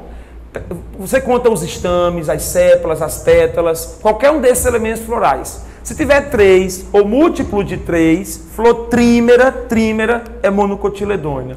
Agora, se tiver 4 ou 5, ou múltiplo de 4 ou 5, é dicotiledônia. 4 pétalas, ou 4 sépalas, ou 8 estames, tá bom? Ou 10 estames. Se é 4 ou 5, ou múltiplo de 4 ou 5, tetrâmera ou pentâmera, é dicotiledônia. Assim é mais correto. É o correto, tá bom, pessoal? Desculpa. Obrigado aí pela correção. Então, esses são os principais critérios para diferenciar as monos das di. Claro que nem todos a gente consegue ver na planta, né? Tem autores que usam também tipos de caule, porque diz que as dicotiledôneas, tá bom? É muito comum o caule tipo tronco, né? Aquele caule mais grosso, ramificado. Mas é muito, esse não é um método muito seguro para diferenciar pelo tipo de caule. Esses são mais importantes. E dos que estão aqui, quais são os mais acessíveis aos nossos olhos e às nossas mãos? A folha e as flores, né? A gente andando aí pelo mato, pela floresta, pela cidade, é mais fácil ver a folha e a flor, e assim fazer um diagnóstico, se é uma mono ou é uma eudicotiledônia. Nós vamos falar agora de um grupo ecologicamente muito importante, né? Os fungos. Nós já trabalhamos em ecologia, vários contextos com fungos. Quero deixar claro que nossa aula de fungos hoje será uma aula mais voltada para a caracterização, para diagnosticar esse reino importante dos seres eucariontes. E visualizarmos qual é a diversidade dos fungos. Porque a parte da ecologia dos fungos já foi trabalhada em detalhes dentro da nossa aulinha de relações ecológicas e de outras aulinhas de ecologia, tá bom? Então nós vamos trabalhar principalmente, vamos fazer uma revisão da importância dos fungos, né? Para ver o quanto nós estamos próximos, não só evolutivamente, mas como o nosso dia a dia, a nossa vida tem interação com esses seres. Depois a gente passa pelas suas principais características, tá bom? Então eu queria até que vocês tomassem nota, tá bom? Que a gente fez um resumo aqui, uma síntese do impacto dos fungos na vida desse planeta e no nosso dia a dia. Ok? Essa imagem aqui, inicial, é para mostrar a nossa proximidade evolutiva com os fungos. Olha onde nós estamos, representado aqui pela borboleta, tá bom? Estamos aqui. E olha aqui nosso grupinho irmão, os fungos. Então nós compartilhamos um ancestral com os fungos, ó. E ele está aqui, esse ancestral. Esse ancestral que nós compartilhamos com os fungos, provavelmente era um protista. Provavelmente um protozoário, flagelado, colonial. Então aqui está ancestral comum, você pode até colocar um ancestral protista. Então esse ancestral protista, ele sofreu uma cladogênese, uma separação, um ramo da árvore evoluiu e deu origem aos fungos, o outro ramo evoluiu e deu origem a nós animais, tá bom? Então essa é a história resumida da nossa relação de parentesco evolutivo com os fungos. Então hoje podemos afirmar que devido a dados bioquímicos moleculares, os animais têm maior parentesco evolutivo com os fungos do que os fungos com os vegetais. E olha que nós não temos parede celular, e os fungos têm. E olha que nós não formamos esporos, e os fungos formam. Mesmo as plantas formando esporos e tendo parede celular, mas os fungos são mais primos nossos do que dos vegetais. Esquisito, né? Isso. Mas é verdade, devido a análises modernas de sequências de material genético. Ok, pessoal? Então, aqui eu queria deixar claro para vocês o que nós animais temos em comum com os fungos. Começar a aula com isso. Tanto nós animais quanto os fungos somos eucariontes. Somos aclorofilados. Não fazemos fotossíntese. Ou seja, somos heterótrofos. E tanto nós quanto os fungos temos glicogênio como reserva energética. Então aqui são semelhanças entre os animais e fungos. Seres eucariontes, aclorofilados, heterótrofos e que têm o glicogênio como reserva energética. Provavelmente esse ancestral protista, nosso vovô, também vovô dos fungos, né? Ele também era eucarionte, era heterótrofo e tinha glicogênio como reserva energética. Agora, como eu disse para vocês, a evolução procurou divergir os fungos da gente. E é nessa divergência que nós vamos situar agora, né? Tentar caracterizar o que é do fungo, o que não é do animal. Bem, mas aí antes, como eu disse, a gente fez uma síntese da importância dos fungos para o planeta Terra. Sem os fungos não haveria vida da forma como nós a conhecemos. Começando pela importância ecológica, né? As várias relações ecológicas que nós vimos aqui e que envolvem fungos. Veja como o fungo faz parte do nicho ecológico de muitas espécies. Há fungos decompositores, os fungos saprófitas, recicladores da matéria, que nós vimos aqui o quanto são importantes nos ciclos biogeoquímicos. Há fungos predadores, há fungos parasitas, e entre esses fungos parasitas, há parasitas de plantas, de animais, parasitas humanos, fungos que causam doenças em humanos. Há fungos amensais, os fungos que produzem antibióticos e inibem o crescimento de bactérias. E desses fungos há a obtenção de antibióticos, como a penicilina, que é usado ainda hoje no tratamento de várias doenças. Há fungos do bem, simbióticos, mutualistas, como os fungos que participam das micorrizas, o mutualismo entre fungo e plantas. Os líquens, o mutualismo entre fungos e algas, entre fungos e cianobactérias, entre fungos e algas verdes. Estou sendo rápido porque tudo isso foi estudado no nosso curso de ecologia. Ok? As relações ecológicas.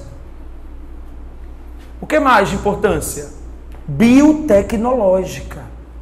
Os fungos são usados como fonte de processos e produtos alimentares, terapêuticos, medicamentosos. Olha aqui a importância, a produção de medicamentos e alimentos.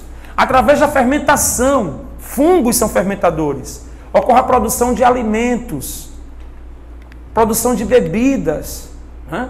O que mais? Antibióticos, vacinas e outros medicamentos. Até anticoncepcionais são fabricados a partir de produtos fabricados por fungos. Os fungos podem ser usados como modelos experimentais, ou seja, como cobaias, né? Cobaias. Modelo experimental é um termo eufemístico, né? Cobaias para experimentos com genética, né? Experimentos com fermentações. O Saccharomyces cerevisiae, por exemplo, é uma levedura, um fungo unicelular, que faz parte daquele fermento que a gente usa em casa para fazer o pão e o bolo. Esse fungo já foi muito usado em estudos genéticos. E fungos decompositores que são usados na biorremediação. O que é biorremediação? É a despoluição, a descontaminação de ecossistemas através da decomposição. Biorremediar é corrigir algo grave, é corrigir uma poluição. Então, através de fungos decompositores, óleo, restos de comida, vários tipos de poluentes são removidos do ecossistema. Bactérias também podem fazer esse papel de biorremediação. Doenças. Os fungos parasitas do homem, que causam doenças não só no homem, mas doenças também em vegetais. Há vários fungos que causam aí desordens na agricultura, prejudicando aí a produtividade. Mas aqui eu estou citando para vocês doenças em humanos. Os fungos parasitas patógenos nossos são as micoses. Micoses cutâneas, como o pé de atleta, o famoso pano branco ou pano negro. Tem pano branco e pano negro, tá bom? Que são as pitiríases, né? Lesões cutâneas, lesões sistêmicas, fungos que são inalados e os esporos germinam e originam fungos que podem causar pneumonias, que podem causar meningites. Há meningites sérias em pacientes imunodeprimidos, como pacientes em fase de AIDS. Meningite fúngica, que pode ser transmitida através de esporos presentes nas asas de pombos. Então, muito cuidado com esse hábito de alimentar pombos, ok? Porque os pombos, eles transportam esporos de fungos que, se encontra um indivíduo imunossuprimido, pode causar meningites sérias, ok? De difícil tratamento.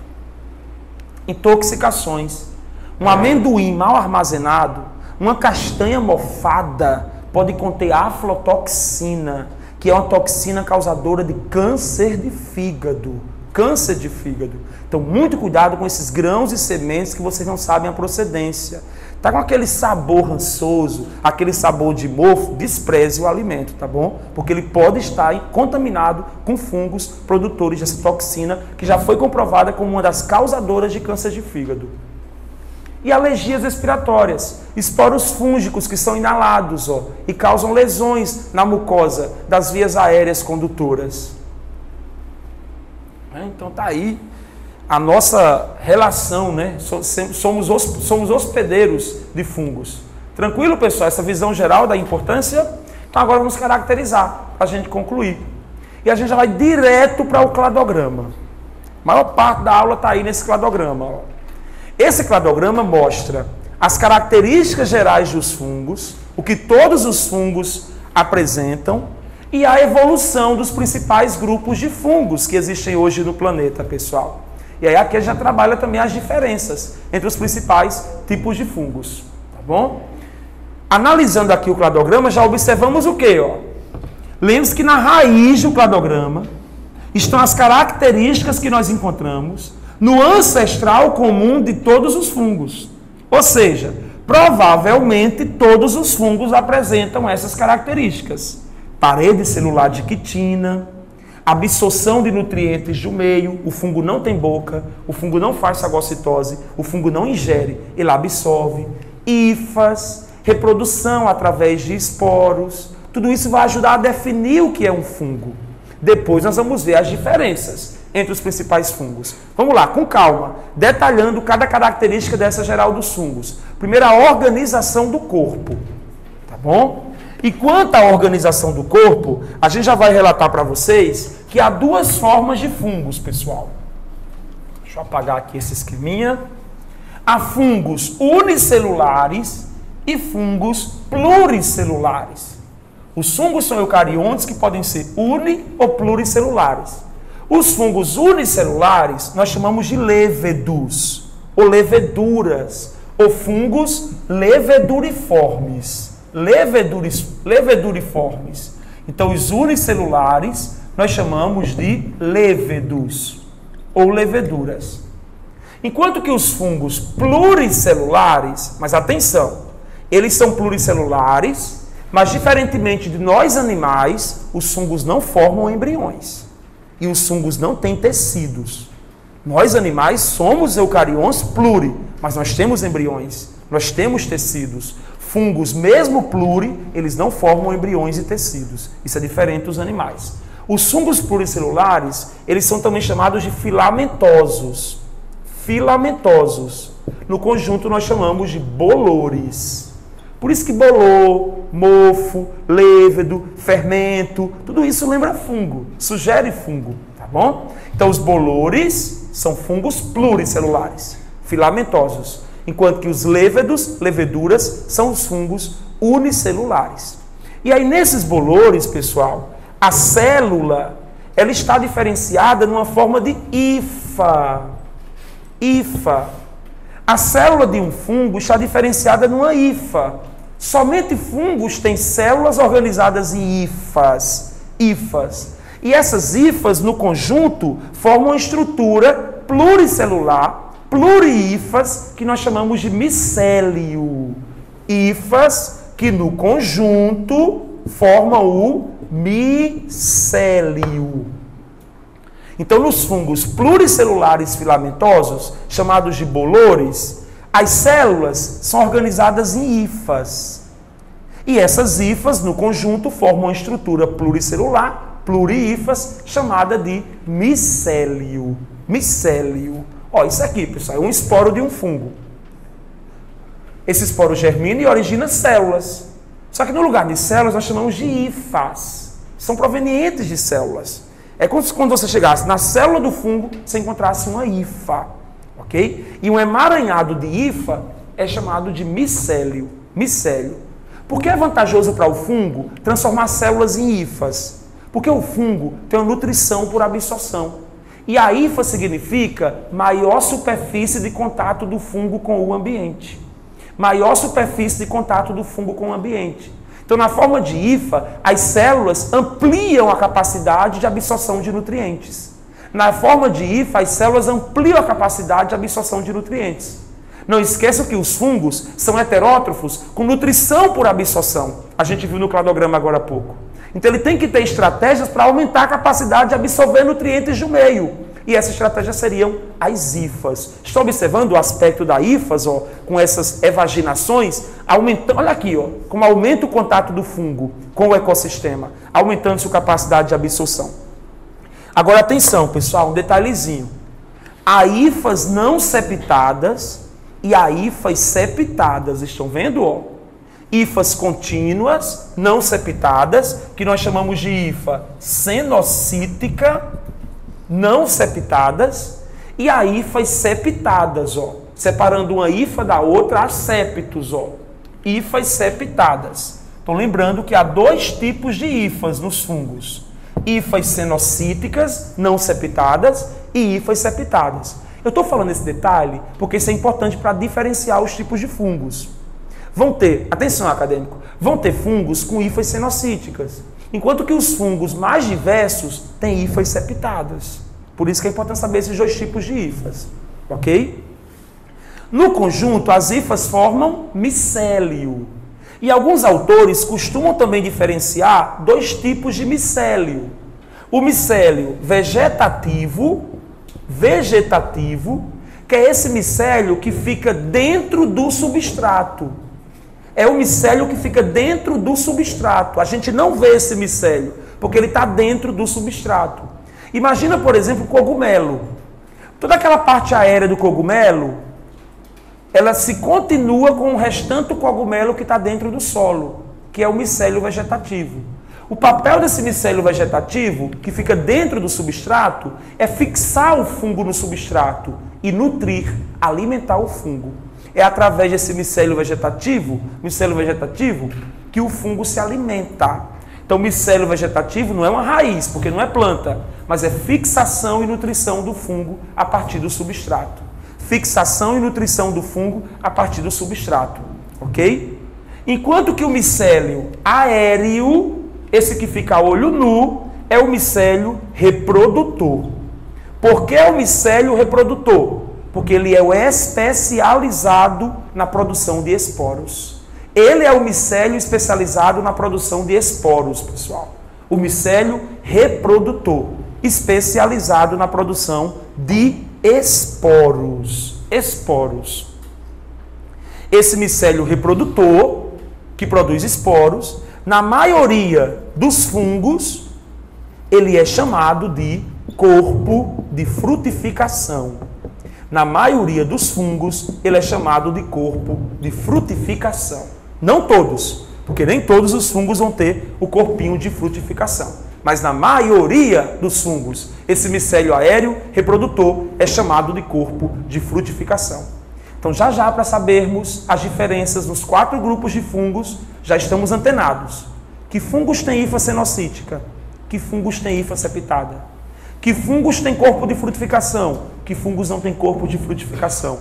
E nesse esquema inicial já estou dando o norte, ó. Por isso são legais esses esquemas. Tranquilo, pessoal? Até então a organização dos fungos, então nada de tecido, nada de órgão, né? São hifas que formam micélios, né? E micélios que servem para nutrir, fixar ou para reproduzir o fungo, no caso o corpo de frutificação da maioria dos fungos.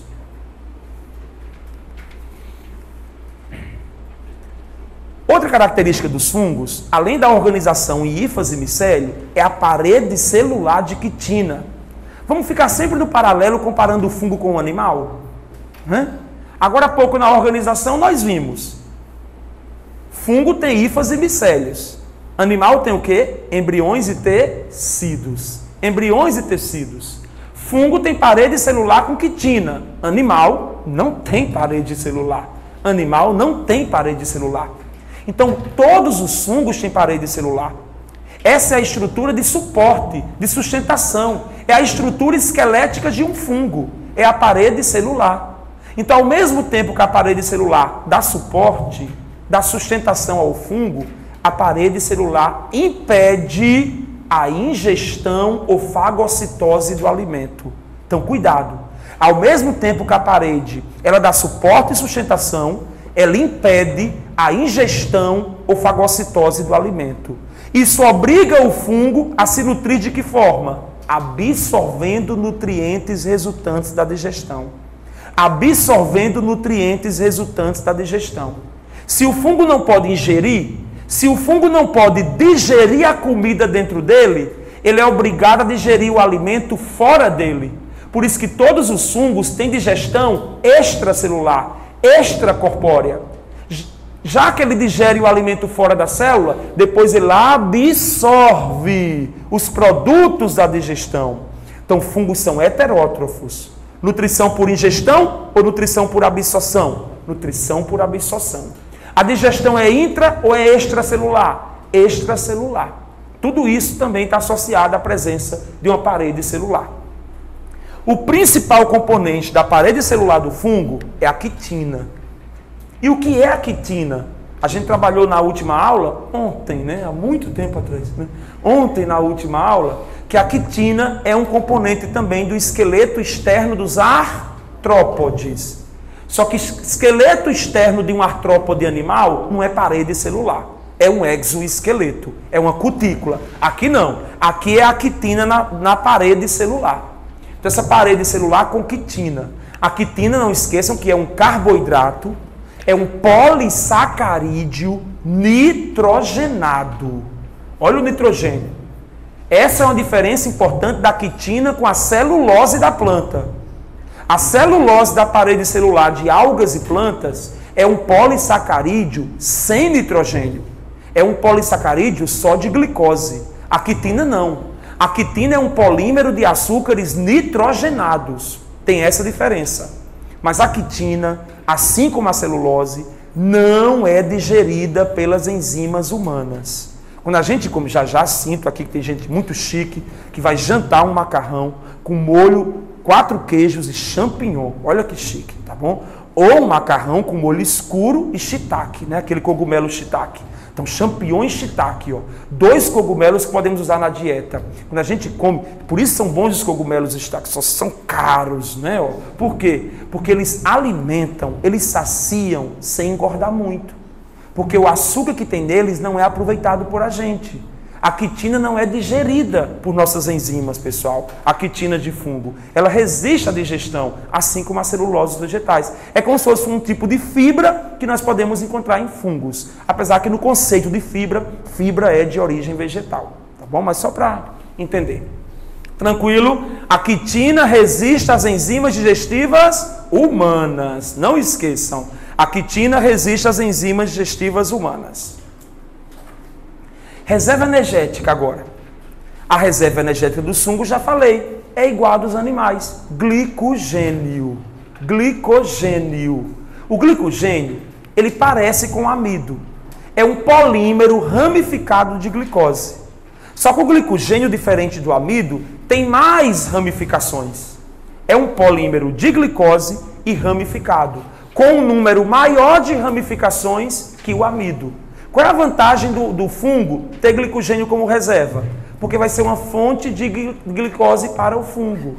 A reserva é uma fonte de glicose para o fungo. Nós, animais, também usamos o glicogênio. Então, essa é uma semelhança que nós temos com os fungos. Ó.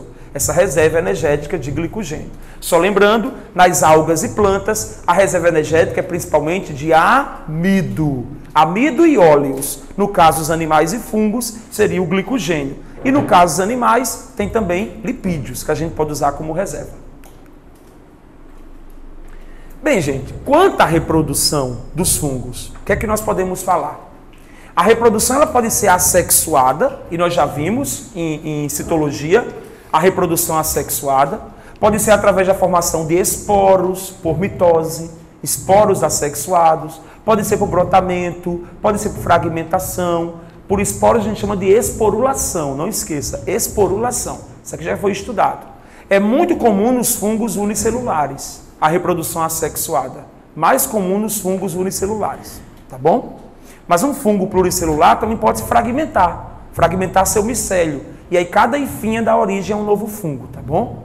Mas claro que, como nós já estudamos a reprodução assexuada, a gente vai se deter mais a reprodução sexuada.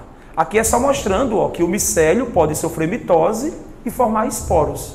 Esses esporos fabricados por mitose são chamados de esporos assexuados. Assexuados, já que eles são clones, idênticos geneticamente. Ó. Cada esporo desse pode germinar e dar origem a uma nova hifa, um novo micélio, um novo fungo. Veja que aqui não teve meiose, aqui não teve fecundação, porque é uma reprodução assexuada. É comum nos fungos, tá bom? Aqui são os nomes que esses esporos podem ter. Não se preocupe, não é necessário decorar, não. Brotamento, ó, pode acontecer em alguns lévedos, né, nós já vimos. Brotamento ou gemiparidade, tem esse sinônimo. Agora, vamos para a reprodução sexuada, né, que é o novo aqui para a gente. A reprodução sexuada dos fungos, ela tem uma coisa muito interessante. Depois que o esporo germina e dá origem ao fungo, o micélio, antes de ocorrer a fecundação, primeiro ocorre a fusão de citoplasmas de dois micélios, um fenômeno chamado plasmogamia. Plasmogamia. Depois que duas hifas se juntam e unem seus citoplasmas, ficam dois núcleos haploides, como se fossem dois gametinhas, um do lado do outro. Esse micélio, essa hifa, que tem dois núcleos, um do lado do outro, nós chamamos de hifa dicariótica. Carionúcleos. Dois núcleos haploides, um do lado do outro. Só depois disso é que acontece a fecundação. A cariogamia, a fusão de núcleos. E aí, quando tem fecundação, forma-se o zigoto diploide, ó. O zigoto diploide. Então, esse caso é especial porque antes da fusão de núcleos, há uma fusão de citoplasmas, ó. Então, plasmogamia junta as células, os citoplasmas. Os dois núcleos ficam um do lado do outro, dicariose. Só depois tem a fecundação, a fusão dos dois núcleos, formando o zigoto.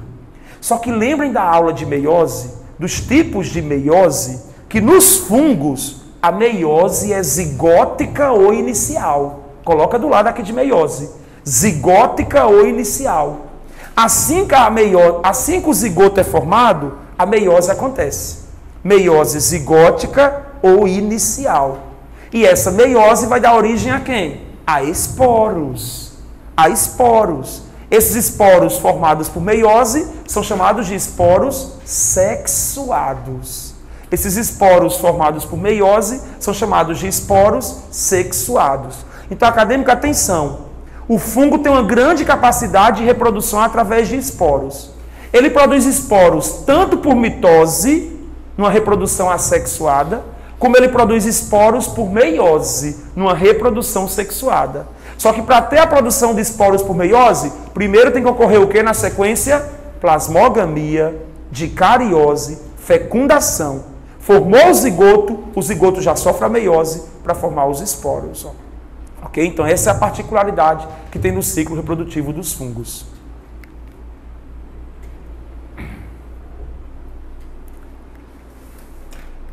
Pronto. Eu vou para... Só tem 2 slides agora para a gente concluir. Deixa eu voltar. Pronto. Tem essa imagem aí para vocês. Eu quero repetir esse fenômeno que a gente da reprodução, analisando a imagem da página 487. Ó. Os 2 maiores grupos de fungos são os ascomicetos e basidiomicetos. São os 2 maiores grupos de fungos. Tá bom? Diversidade maior de espécies. E aqui mostrando para vocês a reprodução sexuada deles. Ó. Tudo começa com a plasmogamia, a fusão de hifas. Ó. Estão observando? Ó? Os micélios se juntam e aí unem as células. Ó. A fusão de hifas, plasmogamia. Formando o estágio dicariótico. Ó. N mais N, dicariose. Nos ascomicetos e basidiomicetos, que são os maiores grupos de fungos, tudo isso está acontecendo nos corpos de frutificação. Olha aqui um corpo de frutificação com formato de tigela. É o corpo de frutificação de um ascomiceto, o ascocarpo. Já os cogumelos são basidiocarpos, corpos de frutificação de basidiomicetos. E eu disse para vocês que a maioria dos fungos formam corpos de frutificação. E que é dentro desses corpos de frutificação onde vai ocorrer a fecundação, a meiose e a formação dos esporos.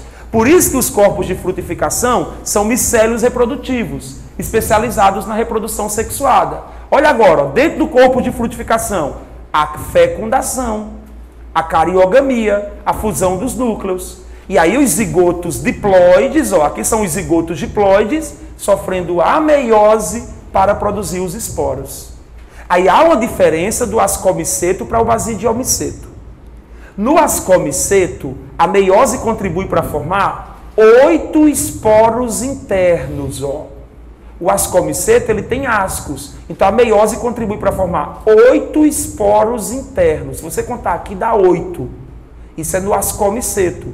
Já no basidiomiceto, dentro do corpo de frutificação, que é onde acontece o enxerimento todo, a meiose contribui para formar 4 esporos externos. Gente, só cai na prova o PE ou o ER, não vai cair em Enem não, tá bom? Mas eu tenho que relatar para vocês, que é uma diferença do ascomiceto para o basidiomiceto. Então, no ascocarpo, o corpo de frutificação do ascomiceto, vai ter a fecundação, forma o zigoto e a meiose vai contribuir para formar 8 esporos internos dentro de um saquinho. Já nos basidiomicetos cogumelos, vai ter o enxerimento, a fecundação, e dentro do basidiocarpo, a meiose vai contribuir para formar 4 esporos externos. Cada esporo desse é liberado, germina e origina um novo fungo, reiniciando o ciclo. Tá bom? Mas é sempre a sequência: plasmogamia, dicariose, fecundação, meiose, formação de esporos. Nos ascomicetos e basidiomicetos é que isso acontece dentro dos corpos de frutificação. Então, para terminar, o cladograma. Voltem aí para o cladograma. Para a gente sintetizar aí as diferenças dos 4 principais grupos de fungos. Então, gente, inicialmente o ancestral com as características gerais de fungos. Quitina na parede celular, nutrição por absorção, não esqueça, não há ingestão, não há fagocitose. A digestão, coloca do lado da absorção de nutrientes do meio. Digestão extracorpórea, para não esquecer. O fungo libera as enzimas para o meio externo. Ele não digere o alimento dentro dele. Digestão extracorpórea. Aqui em hifas, você coloca hifas / micélio. E a reprodução por esporos, a gente viu que esporos tanto sexuados quanto assexuados. E aí, inicialmente, houve uma separação que originou esse primeiro grupo de fungos. Os quitridiomicetos. O que eu preciso saber desse grupo de fungos? É que é o único grupo de fungos que forma esporos flagelados. Zoósporos é uma adaptação ao ambiente aquático. Esse é um grupo de fungos com representantes no ambiente aquático. Quitridiomiceto é o único grupo de fungos que forma esporos móveis, esporos flagelados. Esporos flagelados, ok? Todo o restante dos fungos vão perder os flagelos. Vão produzir esporos imóveis, esporos não flagelados. Já seria uma adaptação ao ambiente terrestre. Ao ambiente terrestre. E aí quem são os outros 3 grupos, com esporos imóveis? Os zigomicetos, os ascomicetos e os basidiomicetos. A característica dos zigomicetos é que eles formam o zigósporo na reprodução. Esse zigósporo é o esporo sexuado dos zigomicetos. Ok? Essa é a característica definidora desse grupo. Tá bom? Tirando os quitrídeo e zigomicetos, sobram os 2 maiores grupos, que são os asco e basidiomicetos. E quais são as características dos 2 maiores grupos? São eles que têm corpo de frutificação. Apenas os 2 maiores grupos têm o corpo de frutificação. Então eles têm uma reprodução sexuada mais eficiente. Por isso que eles conseguiram maior diversificação. E eu queria que vocês colocassem aqui embaixo do corpo de frutificação uma outra característica desses 2 maiores grupos. Hifas septadas. Hifas septadas. Então os ascomiceto e basidiomicetos são os fungos que têm hifas septadas e corpos de frutificação. Isso quer dizer o quê? Que você vai circular quitrídeo e zigomicetos, os 2 menores grupos, você vai circular e vai lembrar que esses são os 2 grupos de fungos com hifas cenocíticas ou não septadas. Então, de novo, quitrídeo e zigomicetos, os 2 primeiros, os 2 menores grupos, são os fungos com hifas cenocíticas. Cenocíticas, não septadas. E são os fungos sem corpo de frutificação. Sem corpo de frutificação. Os dois últimos grupos, que são os dois maiores, são os que têm hifas septadas e que formam o corpo de frutificação. Ok? Quais são, para diferenciar os dois maiores grupos? Os ascomicetos. E atenção, os ascomicetos são os que têm corpos de frutificação com formato de tigela. Tigela. São os que formam esse corpo de frutificação, a gente chama de ascocarpo. Ascocarpo. E aproveita e coloca aqui do lado de ascósporos. 8. Número 8 é do ascomiceto. 8 ascósporos internos. Lembram desse desenho? 8 ascósporos internos. É do ascomiceto. Prova o PE somente. Tá bom? Deixa eu só passar aqui para voltar. Pronto. 8 ascósporos internos. É do ascomiceto. Corpo de frutificação com formato de cogumelo é o basidiocarpo. E isso é exclusivo dos basidiomicetos. Aqui está o champignon, aqui está o shiitake do seu jantar. Já, já, ok? E no basidiocarpo, do basidiomiceto, são formados, coloca aqui do lado, 4 basidiósporos externos. 4 basidiósporos externos, para diferenciar na quantidade de esporos formados. Gente, essa parte da diversidade cai menos em prova, tá bom? Mais nas provas tradicionais. Para o Enem, fiquem com a importância ecológica, biotecnológica e para a saúde humana dos fungos, tá bom? E as características gerais. Mais uma vez, obrigado pela paciência, tá bom? Parabéns aí pela resistência, ok? Sabe?